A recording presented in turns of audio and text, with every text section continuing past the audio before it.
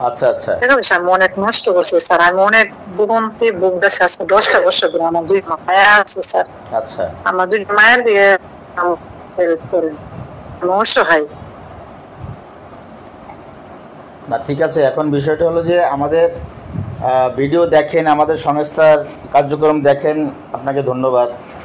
জি এখন আমাদের জি স্যার। এই আমি বিষয়ে আমাদের বিষয়ে আপনার একটু জানা দরকার। আমাদের সংস্থার আমরা চাইলেই তো আসলে যেতে পারি না। আমাদের কিছু আচ্ছা নিয়মকানুন আছে, সেটা হলো আপনি আমার কথা লক্ষ্য করবেন। আমাদের এই সংস্থা হচ্ছে আচ্ছা আন্তর্জাতিক বলেন। মানবাধিকার সংস্থা। এই সংস্থা বাংলাদেশ সরকার অনুমোদিত। বাংলাদেশ সরকার আমাদের এই সংস্থার, আপনারা যারা নির্যাতিত নিপীড়িত অসহায় যারা সমগ্র বাংলাদেশে আমরা যেখানে যে কাজগুলো করে থাকি, তাদের আইনি সহায়তা দেওয়ার জন্য এই সরকারের তরফ থেকে আমাদের কোনো অনুদান দেওয়া হয় না। কথা বুঝতে পেরেছেন? ও আচ্ছা। হ্যাঁ, এখন হ্যাঁ আমি বুঝতে যদি পারছি। আপনার আইনি সহায়তা দেওয়ার জন্য আপনার ওখানে যাই, তাহলে আপনাকে আপনার নিজস্ব অর্থ খরচ করে আমাদেরকে নিতে হবে। এবং আমাদের এখানে যে অভিযোগটা জি আপনি করবেন ইনশাল্লাহ সেটাও আমি। শোনেন, আগে আমি বলি পরে আপনি উত্তর দেন। এরপরে আপনি আমার এখানে যে আপনি আসবেন, আসার পরে যে অভিযোগটা দিয়ে যাবেন, মামলাটা করবেন, সেটা করার জন্য আপনার প্রথমে আপনি হয়তো বলবেন যে স্যার এখানে এটা কেন লাগবে।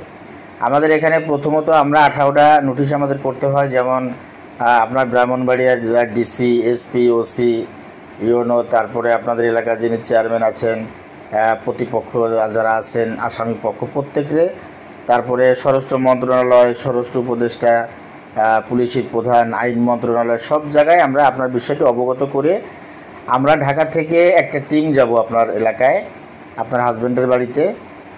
আমাদের সঙ্গে থাকবেন হচ্ছে একজন অ্যাডভোকেট থাকবেন জজ কোর্টের, একজন থাকবেন সাংবাদিক থাকবেন, আমাদের 2-3 জন প্রশাসন থাকবেন।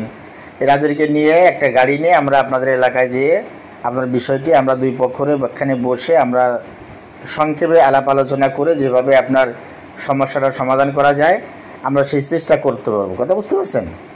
এখন এই লক্ষ্যে আপনার নিজস্ব অর্থ খরচ করে ব্যয় করে আমাদের কথা বলবে। তারপরে সে কেন আপনাকে এগুলো করতেছে, কি কারণে করতেছে, কি রাখবে কি রাখবে না, আপনার স্ত্রীর সমর্যাদা দিবে কি না, এই বিষয় নিয়ে আমরা আলোচনা করে যদি সে দিতে চায় আলহামদুলিল্লাহ আমরা একটা এগ্রিমেন্ট করব, করে আপনাকে সুন্দরভাবে তার ঘরে দিয়ে আসবো। আর সে যদি আপনাকে নিয়ে ভাত খেতে না চায়, খাওয়াতে না চায়, তারও একটা নিয়মকানুন আছে, একটা আইন আছে, সেই আইন মোতাবেক যেটা হয় সেটা আমরা আপনার জন্য করার জন্য চেষ্টা করব আমরা। কথা বুঝতে পেরেছেন? এখন এই লক্ষ্যে আপনি যদি মনে করেন না স্যার ঠিক আছে অসুবিধা নাই, আমি আমার সম্পূর্ণ খরচ আমি নিঃস্বার্থে নির্দ্বিধায় অফেরতযোগ্য আমি এটা গ্রহণ করব, রাস্তায় খরচ হবে আপনার টাকা আমরা খাবো না, এজন্য না।